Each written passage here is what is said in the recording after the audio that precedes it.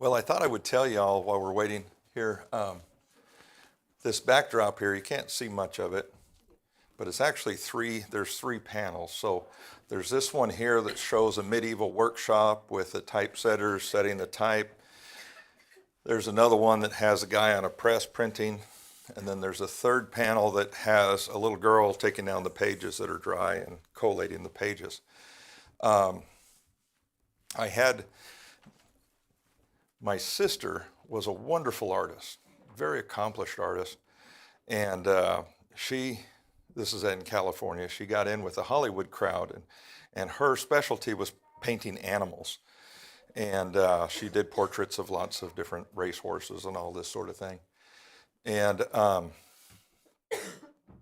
she got into drugs like so many people do and thought, well, if I can do these paintings and make all these thousands of dollars this way, imagine how many more I could do if I didn't have to sleep.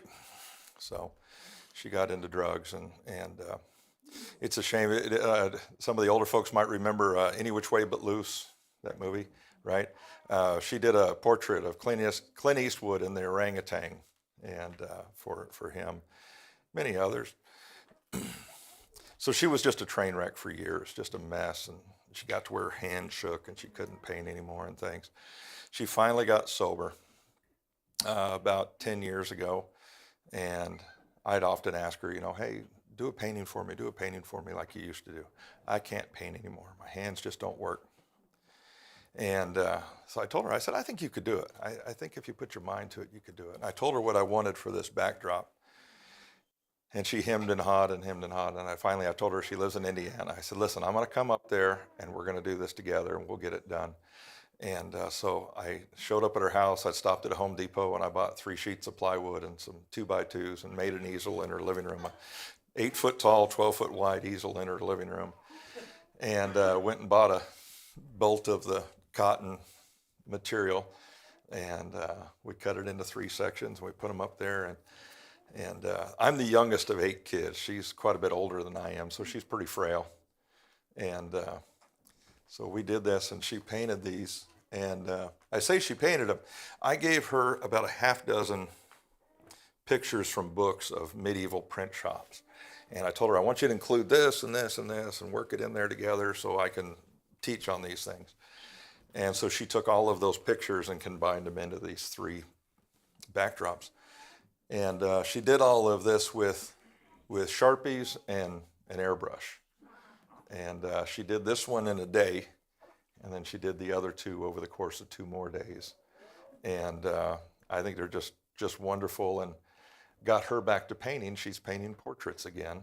And she goes, well, they don't pay as much as, she lives in Indiana, I think I said, in a little town. She's like, they don't pay very much here. And I said, but it's more than you had. You're painting again, right? I said, well, yeah, okay. So I think it's a great testament of her recovery and also turning back to faith and trusting in Yeshua. Unfortunately, she's alone up there. Are we about ready there? Okay, whenever you put it up there. Oh, I meant the slideshow. Okay, so there we go. The Enduring Word Museum. Has everybody heard my introduction before? Anybody just coming in for this presentation? Okay, a few of you. So this is the Enduring Word Museum. We travel anywhere we're invited to go. All the artifacts that we have out are the real thing. The printing press is the only reproduction. We use all of these pieces to affirm to people the Bible we have is true and it's accurate, and we can trust it as God's word to us, and encourage them to read it for themselves. Pardon me. Lots of people have questions about its reliability.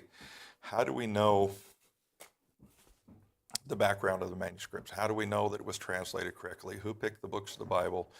Why were the Apocrypha removed? And you go on and on from there. Lots of questions people have. There was a survey in 2012, so it's a little bit dated now, of course, but I doubt if the numbers have improved. That survey, self-professing Christians, 78 of self-professing Christians believe there's significant errors in their Bibles, but they don't know where. So I equate that to, imagine you inherit your great-grandmother's cookbook, and it's this wonderful leather-bound book with all these handwritten notes in there of recipes and so forth from generations gone by. But when you get the book, someone says, "Oh, isn't this a cool book?" But some of these recipes are just awful, right? So you have this in your kitchen, and when people visit, you say, "Look at my great-grandmother's cookbook here. Isn't that awesome?" "Yes, there it is." "Do you ever use it?" "Oh, no, I heard some of the recipes are really bad," right? That's the way people treat the Bible, right? They wait for someone else to read it to them, to teach them what it says, because that other teacher will know what's wrong with the Bible, and I don't know. If I just start reading, I'm going to read the stuff that's wrong, right? So those are the things we try to put to rest. The Bible that we have is true and it's accurate, and we have to read it to get to know the Father better, okay? Like I said, we go anywhere we're invited to go. All we need is an invitation. We go to little bitty groups. We go to great big churches. We go to schools, colleges, universities, hospitals. We set up in a bank lobby. We go to lots of retirement homes, VA homes, public schools, private schools. I think I already said that. Pagan temple, other weird, I'm sorry, that's not a nice name, or a nice word, is it? Other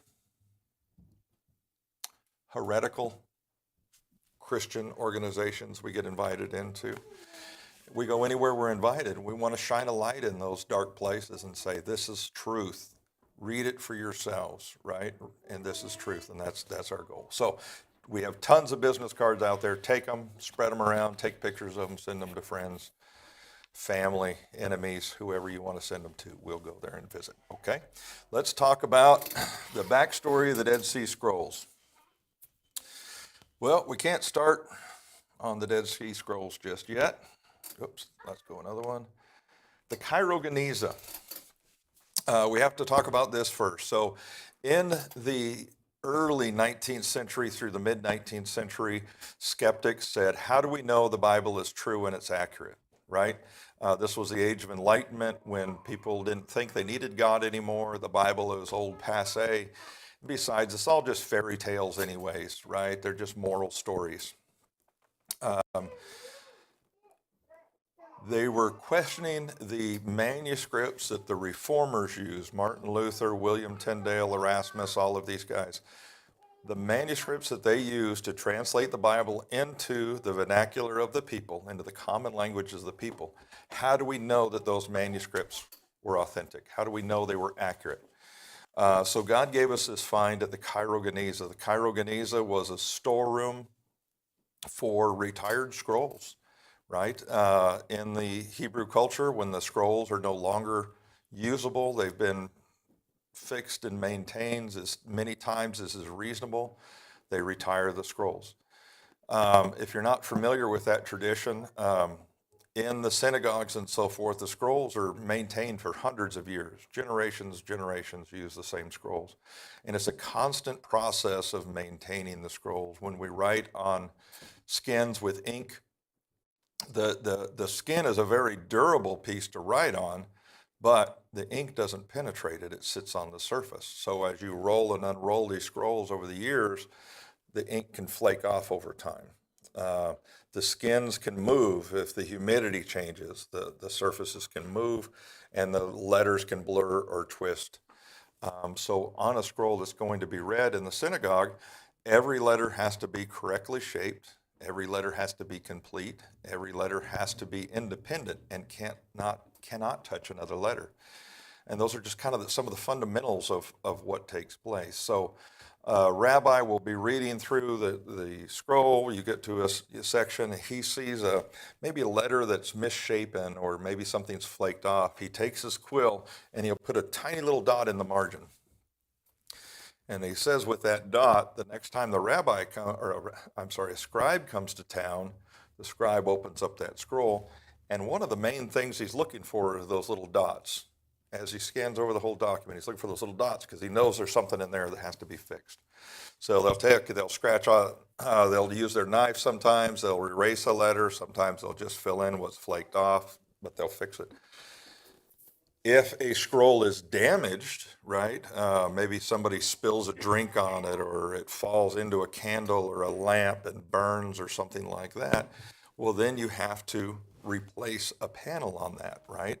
So sometimes you'll go to the Geniza, the storeroom, and you'll take out an old scroll and you'll roll it to that section that you burned, maybe Exodus, whatever, and you find that same panel. You can cut it out and then take it over to your scroll, cut out the damaged one and sew it in. Now you got a complete scroll again. Or maybe you hire a scribe to rewrite just the one panel and replace that one. On the scrolls out front, there's 3 scrolls out there. The middle one with the handles is 14th century. Excuse me. I have it open to, in Exodus, the parting of the Red Sea.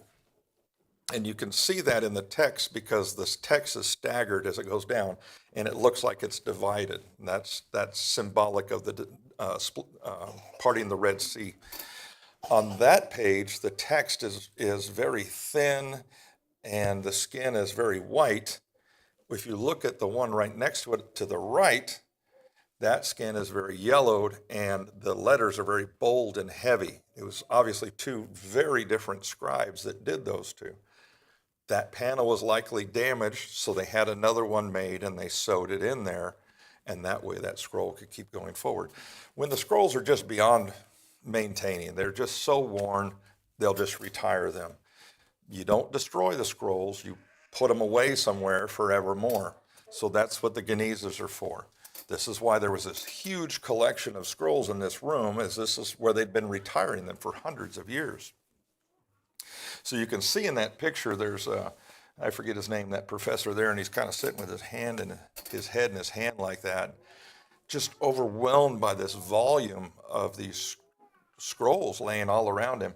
And I kind of pictured it as when you tell your kids to clean up their bedroom and they open the closet and they shove everything in there and close the closet real quick. That's kind of what I picture this room as. It was almost taking the scrolls and opening it and shoving it in there and closing the door real quick. It was just this disaster of scrolls in there. 300,000 plus scrolls and fragments were found in this room. They predated what the reformers had by about 800 to 1,000 years. This takes them back all the way to the 6th century, okay? We compare the scrolls that are found in the Cairo Geniza to the scrolls that the reformers used to the scrolls in the 19th century. They read very consistently with each other. Good news. Skeptics said, yeah, but what about before that? How do we know that it didn't change before that, right?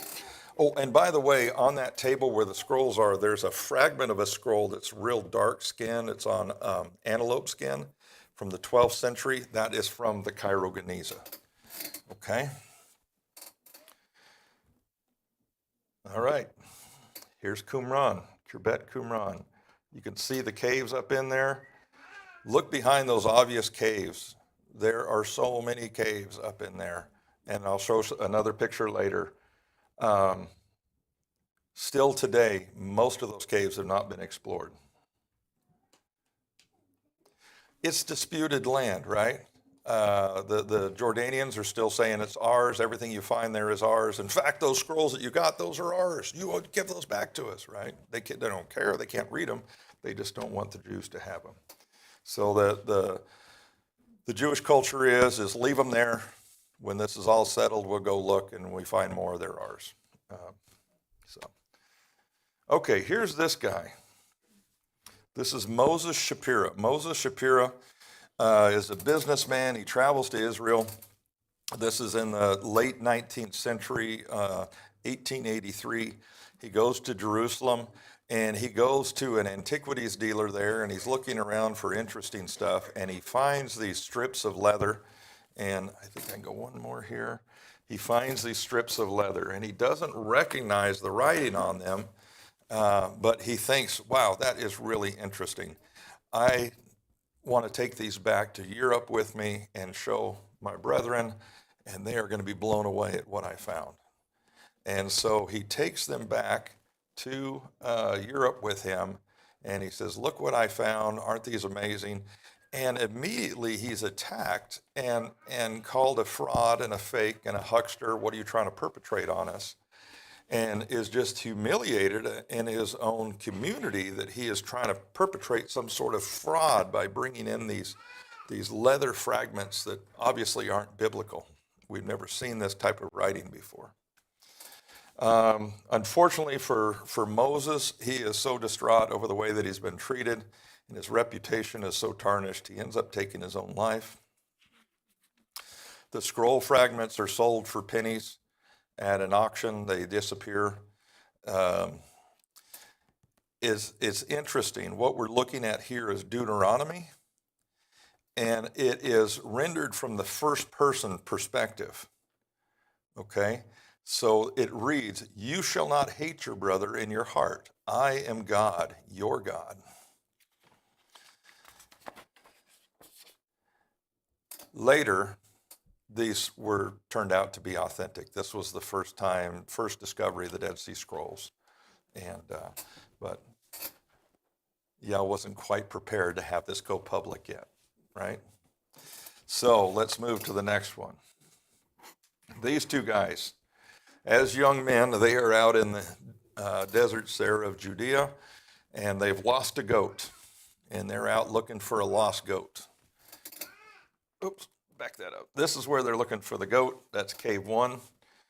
And the story goes they're looking for the goat, and they're throwing rocks into the caves to scare the goat up, that maybe it sought shelter in there.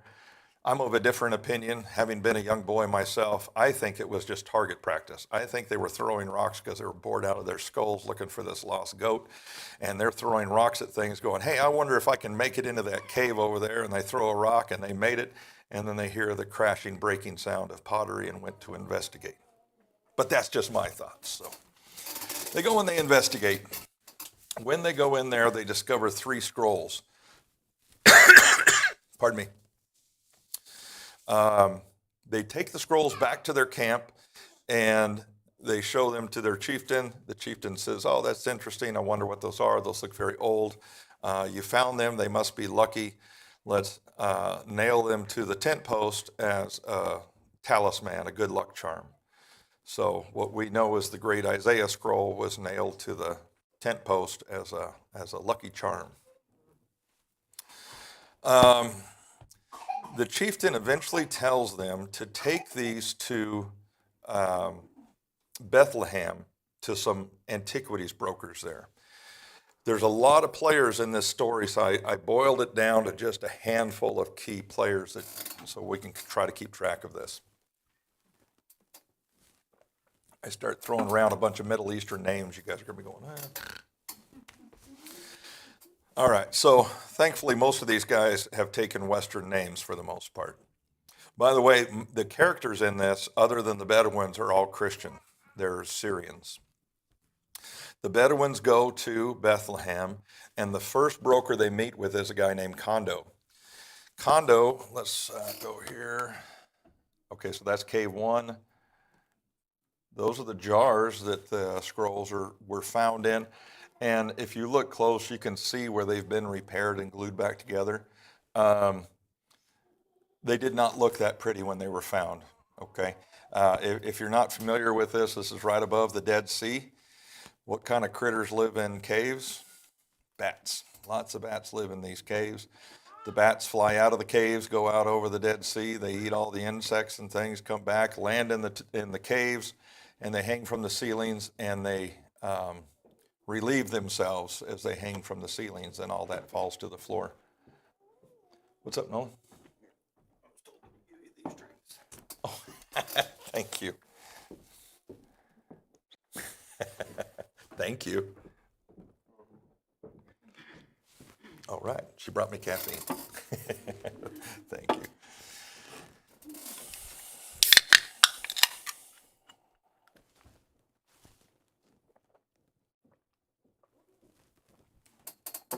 Ooh, that's good. Okay, so Bats are hanging in the caves. They're relieving themselves. All that's falling. And it's building up there for 2,000 years. They've been doing this. Sometimes in those caves, when the bats fly in and out, they knock a rock loose and the rock falls and can hit those jars and break those jars open. We'll see examples of that in a minute. My point here is they did not look that clean. All right. So the guy with the fez here is a guy named Kondo. Kondo is a Syrian Christian, and all the way to the left is Professor Sukenik, and he's going to be one of the other key players here in just a minute.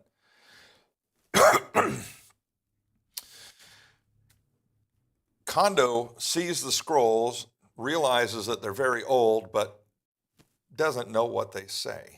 He doesn't read Hebrew. He doesn't recognize it as Hebrew. He just sees some writing on this. So he says, I can't give you an estimate on their value. Let me get with this professor I know at Hebrew University and see if he can identify these scrolls and give us a value. So he reaches out to Professor Sukenik. Now, at this point, Jerusalem is divided, right? It's a divided city. It's barbed off, and the Jews cannot travel throughout Jerusalem at this time. Pardon me. Kondo calls Sukenik and tells him about the scrolls. They make a meeting time to come together. The Bedouins take the scrolls and they go meet with another broker. His name is George Ishia, but we're just going to go with George on this, okay? George, the broker's name is Salahi. Salahi is the other broker. When the Bedouins bring the scrolls to Salahi to look at them, George happens to be in the shop at the time. George sees these scrolls. They're very interesting. Salahi tells the boys the same thing. I don't know what they are. We're going to have to get them looked at. We're going to try to identify these things. Excuse me. This is leading up to Easter. They're good Syrian Christians. They go up to the cathedral in Jerusalem to the Syrian church. And while they're there, George, that observed these scrolls, tells the bishop of the Syrian church, his name is Samuel, Bishop Samuel.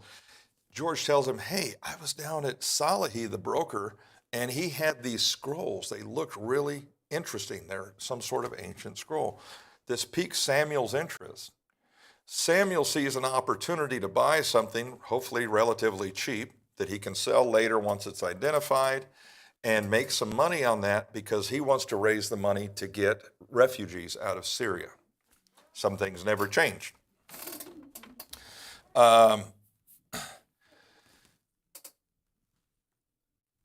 Kondo tells the boys, hey, while you're out, go back to those caves and see if you can find any more scrolls. Okay? The archbishop gets a hold of Salahi and says, hey, I'll buy those scrolls. Unidentified, I'll buy them. So he buys them for pennies on the dollar. He gets the scrolls. They're delivered up to Jerusalem. He has the scrolls in his possession. He hears that the boys have found 4 more scrolls. So he tells the Bedouins, send the boys to the cathedral and have a mass for me, and I'll come down, I'll look at what they have, and I want to buy those as well. The boys come back with the scrolls. They go up to the Jerusalem, to the cathedral. They bang on the door. One of the monks answers the door and says, what do you want? Bedouin boys are standing there with these rags around these scrolls. And the boys say, we're here to see the archbishop. He wants to buy these things. And the monk says, like hell, slams the door on him. Get out of here. You're not disturbing the bishop with this nonsense, and chases them away. And so the boys are like, oh, okay. And they leave and they go back to Kondo. Kondo takes the scrolls and he says, I'm going to go meet with this guy that I showed you a minute ago here, Sukenik. Sukenik and Kondo meet at the barbed wire in Jerusalem. And Kando has the scroll with him, and Sukanek really can't see it through the stack of barbed wire. He says, I really can't see that, and he doesn't have permission to go over. And so there's a piece that's kind of loose, so he tears it off and passes it through the barbed wire to him so he can see it. So he now takes this scrap of a scroll, and he takes it home, and he's going to try to identify this and try to figure out what it is. While he's working on this, things are devolving in Jerusalem. They're getting closer and closer to war, okay? The Archbishop Samuel contacts the American University and says, hey, I would like Professor William, doggone it, what's his name here? Very famous archaeologist, William Albright. I'd like William Albright to come and see if he can identify these scrolls. And they say, oh, I'm sorry, Albright's back in the United States. He's not available right now, but there's some graduate students that would come take a look. Okay, great, send the graduate students. These graduate students go up to there, and I think I've got a picture here. Yeah, this is John Trevor, that was one of the graduate students. All these pictures are later. This is Archbishop Samuel there as well. Trevor and his buddy, they go to the cathedral there, and they're trying to take pictures of the scrolls, so they're trying to roll them out on tables. While they're doing this, the power is going out, coming on, going out, coming on, right? So they give up on that. They take the tables outside, and they set up the tables outside, and they start rolling the scrolls out outside on the tables and taking pictures. They take pictures all the way through each of the scrolls of the Archbishop's 3 scrolls. They take the film back to Jerusalem, and the only way to deal with this is to airmail it back to America, right? This is 1947. This is the best they can do.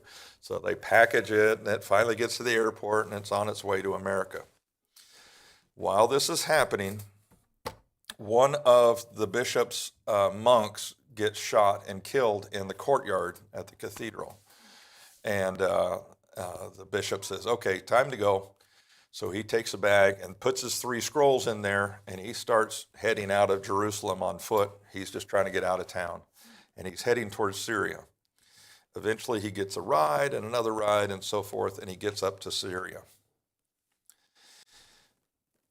When he gets to Syria, he goes to the American University, and he says, I want to talk to someone that can maybe identify these scrolls. They said, oh, we're sorry, the staff is all out for the holidays. They'll be back in a month or 2. So in frustration, he gets on a ship and starts heading for America. Okay, let's go back to Jerusalem. Sukanek has this fragment of the scroll that he's trying to identify. He's sitting down. This is in November now, right? So all this started coming together in Easter, in the spring. So it's now November. He's got this fragment, and he was able on Friday afternoon, he recognized one of the letters on it. And he'd seen the letter before on an ossuary, a bones box from a tomb. And that tomb was dated to 200 to 300 BC. So he says, if this letter is correct and it's the same, this is back 200 to 300 years before the time of Christ. This is huge. But it's now Friday night, it's Sabbath, so he puts it to rest. And he says, I'll call Kando to get the scrolls. I want to buy the scrolls. But he can't make the call now until Monday, because you don't want to interrupt the Christian guy's Sabbath, because that's on Sunday. So the weekend is done. While this is all processing in his brain, his son comes in. He bursts into the room, and he says, the UN had voted in favor of the Jewish state. Sukanek wrote in his diary, he says, this great event in Jewish history was thus combined with another event, no less historic, the political one and the cultural one, meaning that God's word had come back to the people at the same time the people were having their own nation again. All right. While Archbishop Samuel is on his ship crossing the sea, William Albright has received the film, they've developed it, and he is blown away by what he's seen. He is in total shock at what's been found in Israel. And he calls John Trevor and says, "You have just taken pictures of the oldest known scrolls to exist." When Archbishop Samuel gets to America, he lands in New Jersey. He goes to a Syrian church in New Jersey and he puts the scrolls in the basement. Sukenik has bought the 4 scrolls that were available to him, and he has secured them at Hebrew University.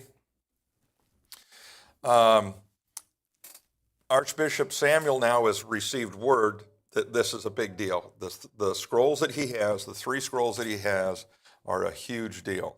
But what do you do with them? A lot of time has passed now. Just to give you a framework, we're now in June of 1954. We finally know what these things are, okay? He runs an ad in the Wall Street Journal in the classified ads. Quote, biblical manuscripts dating back to 200 BC, to at least 200 BC for sale. Right? He gets several people soliciting, wanting to buy these scrolls.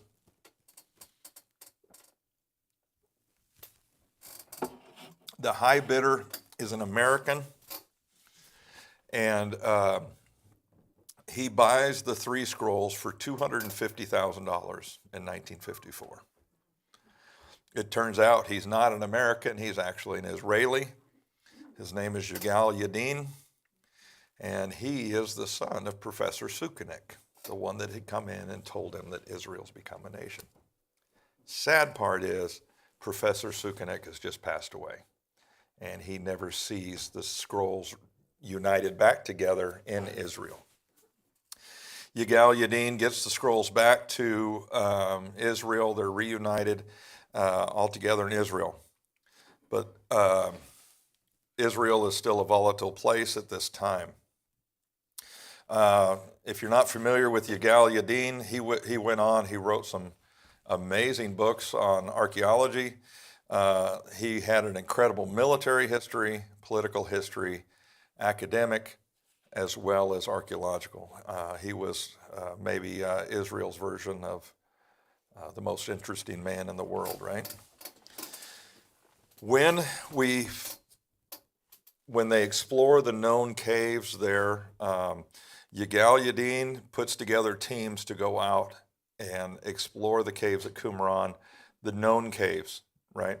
Out of that, there's 1,000 scrolls that are discovered, 15,000 fragments. 40% of the scrolls are scripture, 30% are the non-canonized apocryphal books, and 30% are sectarian. All right.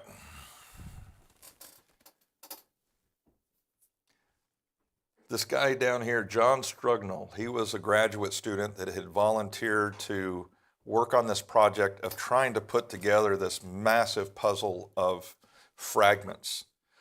I had mentioned how the jars had often been broken by the rocks falling, and then they're open to the hot desert air. They dry out, they begin to flake away. The bats are still living there, they're still relieving themselves. All this is falling on these, and it's just down in all of this dirt and waste materials. When I was talking to my grandchildren about this, explaining this story to them, I said, imagine you have a 30,000 piece puzzle, and one of you guys takes these things out in the mud, is playing with the puzzle in the mud. I'm thinking like those cardboard jigsaw puzzles, right? And they played with them in the mud, but now mom and dad are going to get mad. So you take them in the house and you grab as much as you think you can carry, and you take them and you put them in the wash machine and you wash them in the clothes wash machine, right?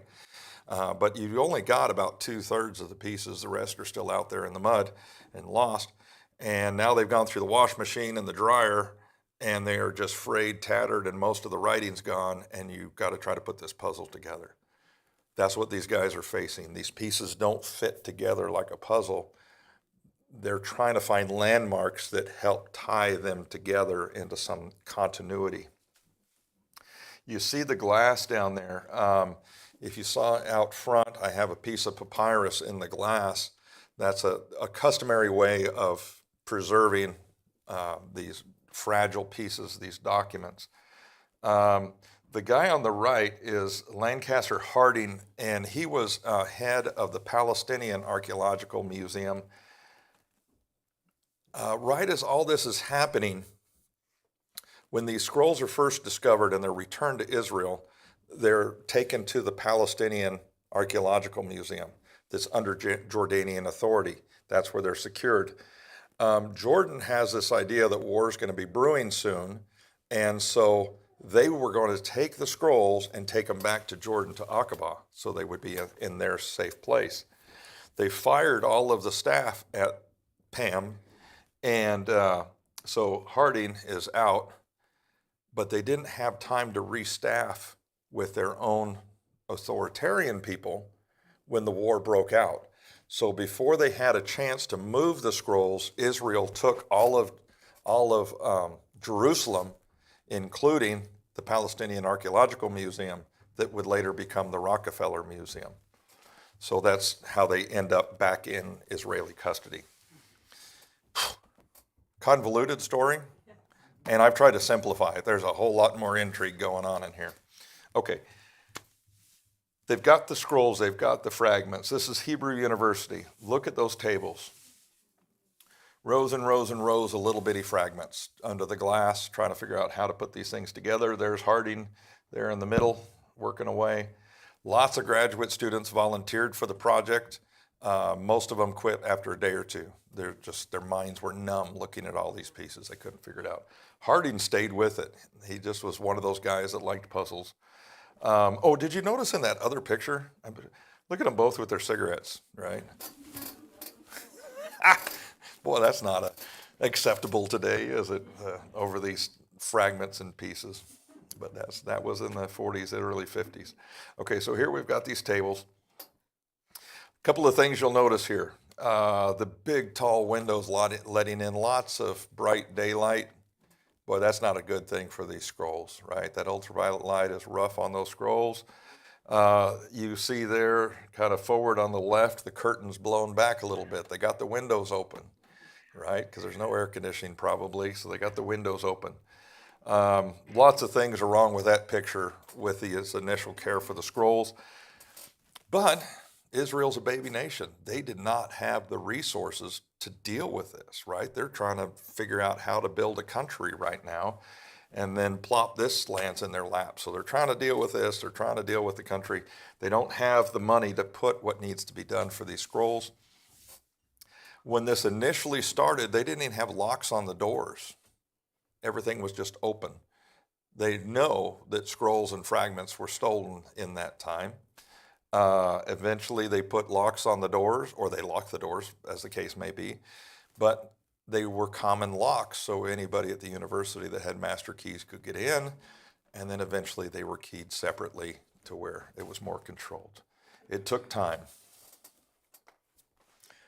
All right. My friend Rusty Maisel that started this museum back in 1994, in 94, he was in Israel teaching, and he had a good friend that was on the Dead Sea Scrolls project. And while he was there, they were working on this scroll fragment. This is one of those scroll fragments that you can see that was buried in all of that dung on the floor. It's just absolutely blackened. You can see that there's probably some letters on there, but you can't make them out.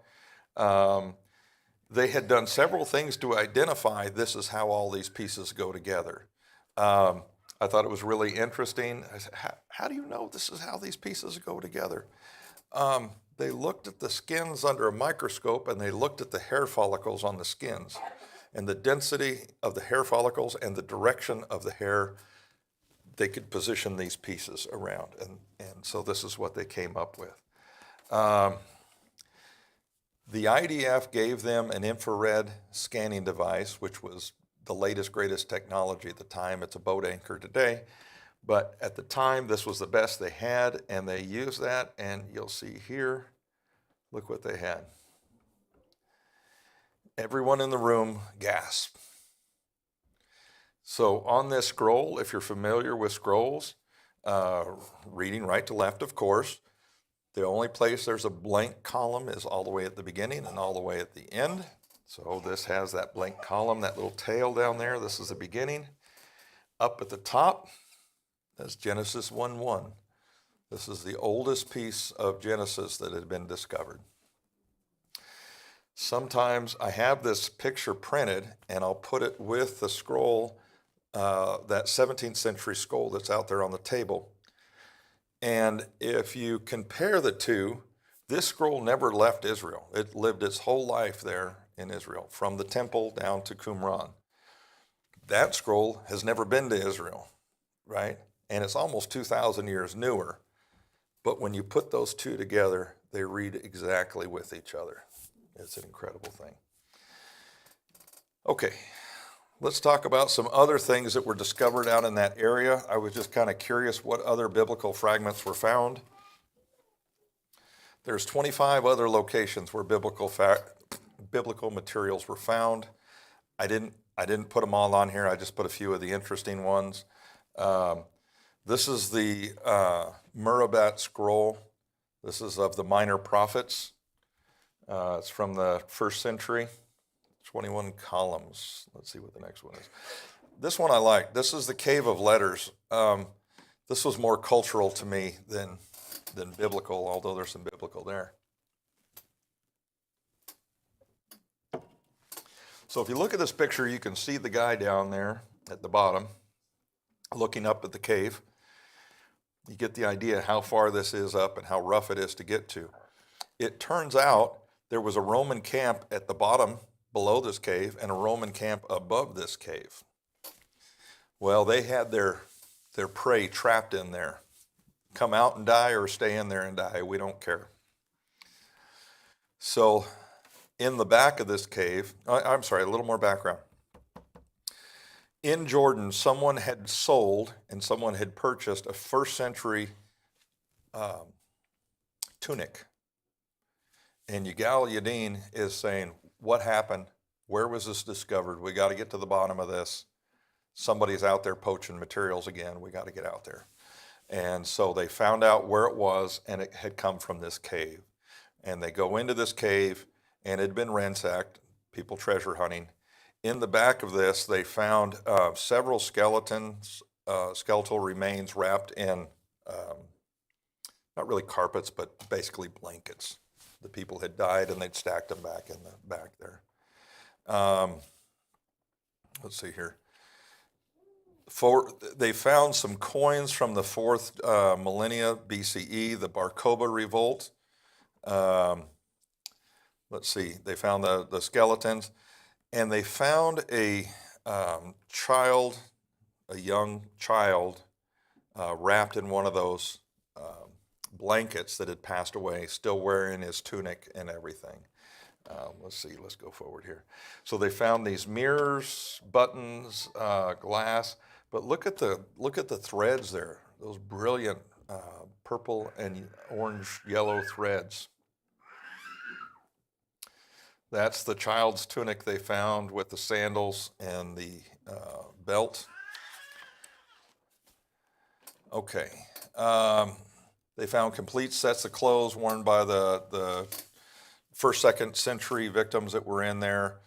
They found different letters and things. I'm going to kind of skip down through this a little bit. They found a strip of papyrus with the verses from verses 7 and 8 from chapter 20 of the book of Numbers. This is what I thought was interesting. So there was a cleft up in the cave, and they didn't think anything was in there, so they climbed up and they started reaching back in there, and they found a basket with an infant in the basket, and under the basket was a stack of letters. And the letters has a marriage contract for a lady named Babatha. Let me see if that comes up here. Here we go. And one of the documents describes that her husband had died, his family had taken their child, she owned these orchards. This is the deed for the orchards here, and date orchards. And she had a marriage contract to another man she'd married. But the man that she'd married had another wife. Okay? The new husband had asked her for a loan, and she had given him the loan. And it says the document describing the conditions of the loan of 300 silver denarii if he didn't, as a fine if he didn't pay it back on time, right? The poor guy died, so he didn't pay the loan back on time. So she's suing the other wife. Pay me the money for the guy that died, our husband. The drama, right? But second century Jerry Springer, that's right. So she has the documents there that she's suing the first deceased husband's family to get custody of her son back. And she's suing the wife of the second husband for paying the loan back. I think that's fascinating. When we think of women in the first and second century, we tend to unintentionally apply what we understand of the Middle East being Arabic cultures, right? The women are very subservient. They don't have position. They don't have standing, these types of things. We don't see that in the New Testament when we read it, right? This is a huge example of the standing women had at that time, that they could take their cases to court, that she owned those properties, right? To me, it was an incredible discovery that helps us understand the culture so much better. Okay. Yeah, there was documents of the Bar Kokhba revolt. That was pretty interesting in there. And the Bar Kokhba revolt documents, how did that read? That was really interesting how that read. Let me find that real quick here. If I can find it quickly.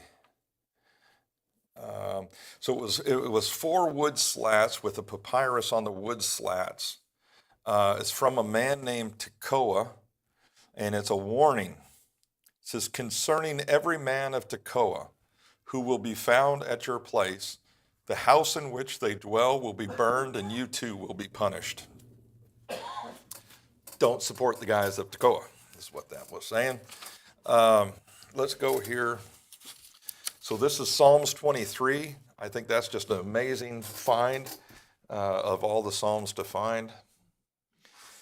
This is the Judean desert. If you haven't been to Israel, think about this. This is where David hid from Saul with his men. We're out here in this desolate area. This is also where Yeshua went and was tempted by Satan, by Hasatan, right?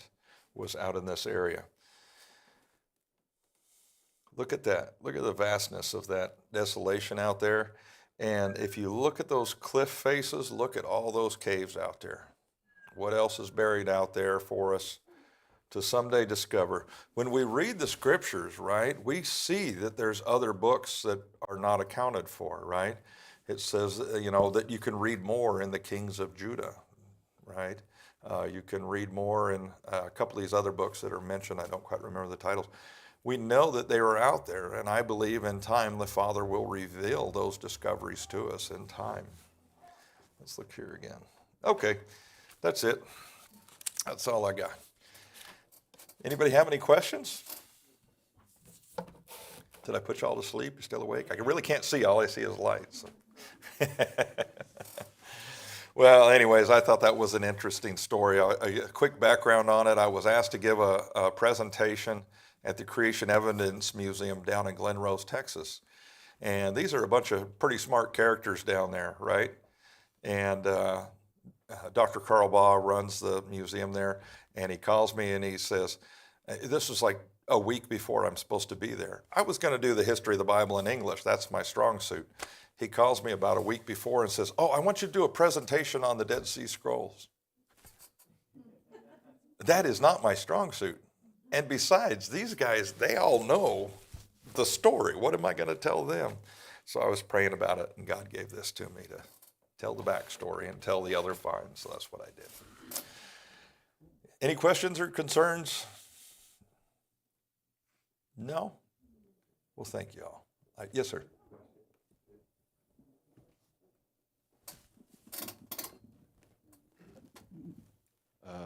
Well, with the finding of the Dead Sea Scrolls, was there any significant changes to what we understand in our current English Bible? No. No. So, well, okay. We got two different things going there, right? Hebrew to Hebrew, from the ancient scrolls to the more modern scrolls, read very consistently with each other, very consistently.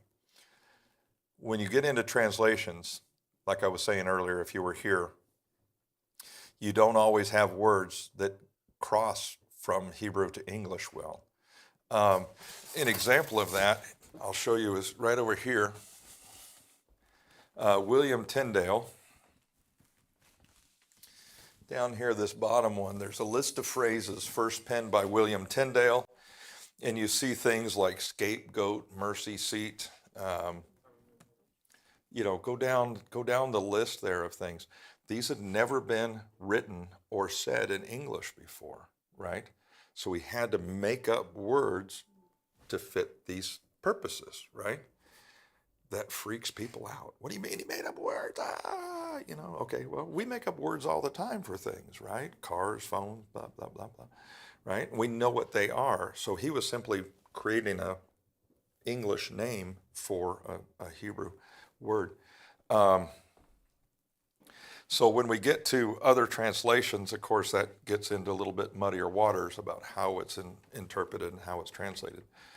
But the transmission of the manuscripts in the biblical languages, to me, are beyond reproach. They're wonderful. I love William Tyndale. He's my hero. But he's the one that came up with Easter for Acts 12:4. Oh, I didn't want to hear that. Okay, well, Sorry. it had to come from somewhere. All right. There's one other little point. You pointed out Psalm 22. Psalm 22 is the text that says, "They pierced my hands and my feet." They call it the Psalm of the Cross. The Masoretic text does not say they pierced my hands and my feet. The Masoretic text is, "Like a lion are my hands and my feet."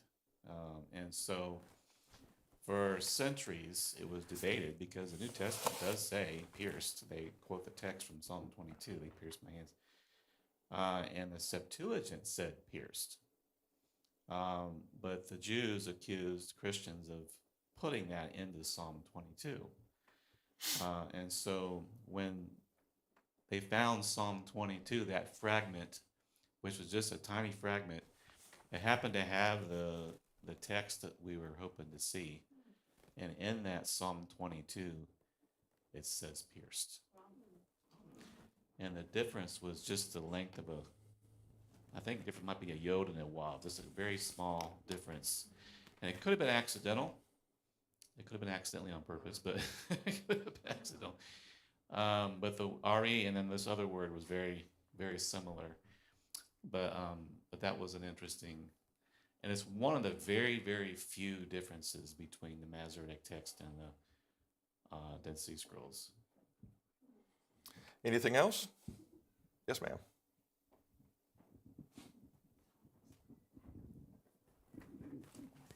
You mentioned that there were some of the apocryphal books that were found. I think you said, 40% scripture, 40, and then 30% apocryphal, 30% cultural.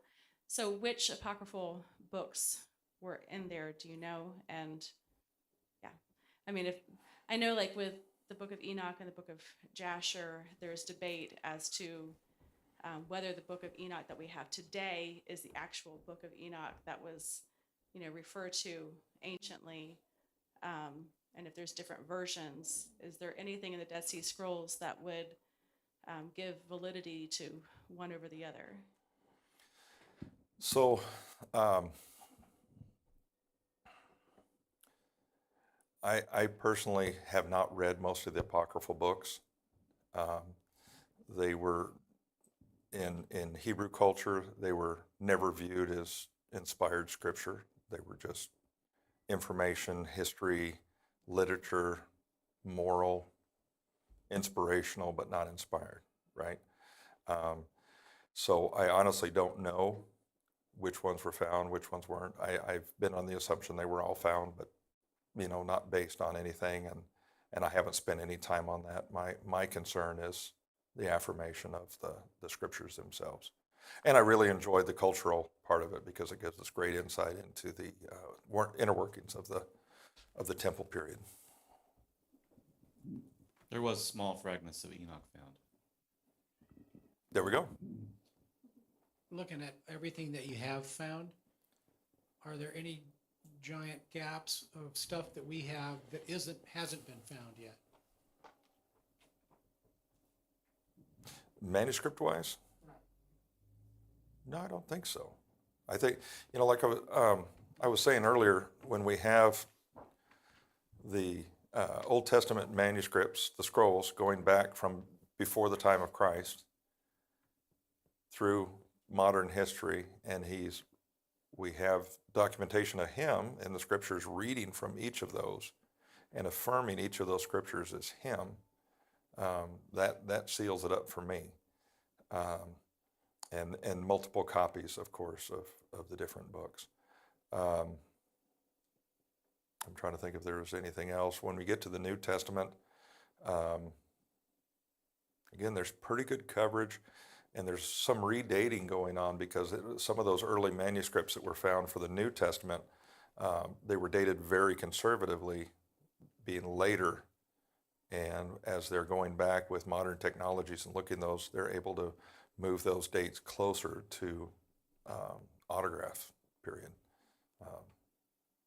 So does that help at all? I'm not sure quite where you were going with the question, so. I just wondered if they found the whole Bible yet. Well, so we found all of the Old Testament, right? That's what we were expecting to find there. And then in the New Testament, again, that's a different story. Those are the papyri scattered about. And I'm curious, I had heard that the book of Matthew was found to pretty much been written originally in the Hebrew and Aramaic, but the rest of them, there's still some controversy of where they were written in Greek or.